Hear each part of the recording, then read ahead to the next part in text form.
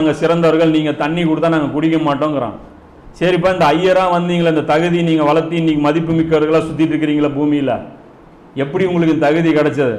எங்கள் பிறப்பே அப்படிங்கிறான். இந்தியர்களுக்கேங்கிறான். எப்படா இந்தியாவில் வாழ்றதுக்கு உங்களுக்கு தகுதி உங்களுக்கு மட்டும் கிடைச்சதுன்னு கேட்டால் என்ன சொல்கிறான்? பிறப்பே எங்களுக்கு அப்படிங்கிறான். நாங்கள் தமிழர்கள், நாங்கள் தான் ஆள்வோங்கிறான். இங்கே குரூப் நிறைய பேர். எப்படா இந்த தமிழர்கள் இந்த தகுதி உங்களுக்கு கிடைச்சதுன்னா என்ன சொல்கிறான்? பிறப்பே அப்படிங்கிறான். அசுரன் படத்தில் என்ன பண்ணுறான்? இப்போ சமீபத்தில் பயங்கர சென்சேஷனு. செப்பல் போட்டு 3 ஸ்கூல் பொண்ணுங்க போயிடும்.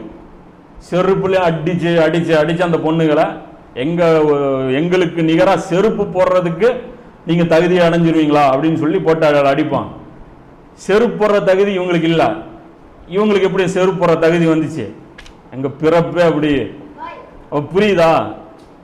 ஒவ்வொரு ஜாதியும் ஒவ்வொரு மொழியும் ஒவ்வொரு இவர்களும் சிறப்பில் இருக்காங்கிறாங்களா? இன்னைக்கு முஸ்லீம் சமுதாயம் ஏண்டா மறுமையில் உனக்கு மட்டும் எப்படா பரிந்துரை கிடைக்குங்கிறான். எங்கள் பிறப்பே அப்படி. ஏன்னா நாங்கள் ரசூலோட உம்மத்தில் பிறந்திருக்கோங்கிறான். இப்போ எது சைத்தானுடைய அடிச்சோட இல்லையா? இது புரியுதா இல்லையா? அப்போ எந்த கல்ச்சர், சாட்டனிக் கல்ச்சர் நம்ம ஃபாலோ பண்ணிட்டு இருக்கிறோம். எல்லாம் சொல்கிறான் சைத்தானுடைய அடிச்சோற்ற பின்பற்றாதீங்க. இங்கே பிறவி முஸ்லீமுக்கு சொர்க்கம். ஏன்?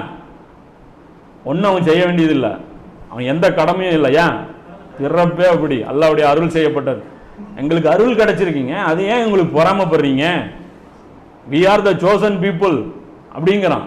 அப்போ யாரெல்லாம் இங்கே பிறந்ததே பெரிய சாதனையாக நினச்சிட்டு இருக்கிறானோ அவன்லாம் நரகத்துக்கு தான் போவாங்கிறது தான் வரலாற்றுடைய ஆடம்ப பகுதி. இன்னைக்கு ஒரு இப்லீஸ் இல்லை, 1 கோடி இப்லீஸ் சுற்றிட்டு இருக்குது ஊருக்குள்ள. இன்னைக்கும் பாரு, அதான் பாரு, இந்த ஆதம் நபியுடைய கிஸ்ஸா தான். ஆனால் இதுலேயே தான் இன்னைக்கு மொத்த பாலிடிக்ஸ் இதில் தானே செட் ஆயிருக்கு. ஏன் ஒருத்தன் போட்டு நசுக்கிறான்னு பார்த்தா, இவனை விட நான் மேலானவன். அதுவும் எப்படிப்பட்ட மேன்மை? நான் அவன் படிச்சு மேன்மை அடையதை எல்லாம் ஒத்துக்கிறான். நான் டாக்டர், அதனால நான் உள்ள உட்காந்துருக்கேன். நீ கம்பவுண்டர், அதனால வெளியேறு. இது எல்லாம் அனுமதிச்சிருக்கான். டாக்டரை கூப்பிட்டு கம்பவுண்டர் கூப்பிட்டு பக்கத்தில் உட்கார வச்சு அப்படிலாம் பண்ண வேண்டியது இல்லை. அவனை காரில் உட்கார வச்சு நீங்கள் கூட்டிகிட்டு போகணும்னு அவசியம் இல்லை. இந்த ஏற்றத்தாழ்வு அனுமதிக்கப்பட்டது. ஏன்னா அவன் கல்வி அவன் உழைச்சிருக்கிறான். பிறவி டாக்டர் இருக்குதா? இங்கே பிறவி டாக்டர் கிடையாது. அப்போ பிறப்புங்கிறது அல்லாஹ் தீர்மானிக்கிறது. அதில் நீங்கள் சிறப்பை தேடினீங்கன்னா அது யாருடைய கல்ச்சரு? அது சைத்தானுடைய கல்ச்சர். ஸோ வரலாற்றுடைய ஆரம்பம் இந்த தக்கப்பூரில் தொடங்கிச்சு.